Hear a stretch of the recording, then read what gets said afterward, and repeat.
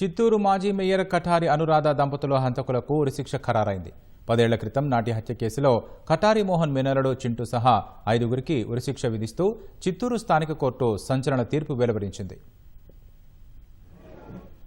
2015 November 17న Chittoor నగరపాలక కార్యాలయంలోనే అప్పటి mayor Anuradha ఆమె భర్త మోహన్ను దారుణంగా హత్య చేసిన కేసులో 5గురు దోషులకు చిత్తూరులోని 6వ అదనపు సెషన్స్ కోర్టు ఉరిశిక్ష విధించింది.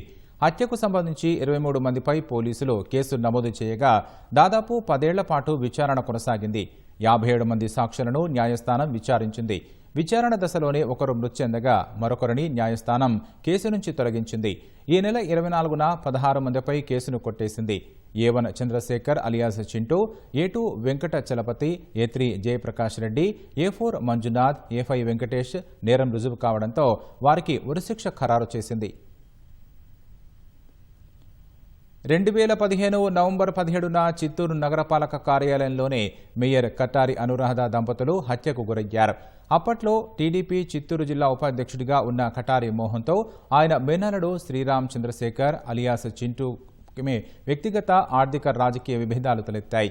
ఈ నేపథ్యంలోనే మేయర్గా ఉన్న అనురాధ మేనమామ మోహన్ను అడ్డు తొలగించుకోవాలని చింటూ నిర్ణయించుకున్నాడు.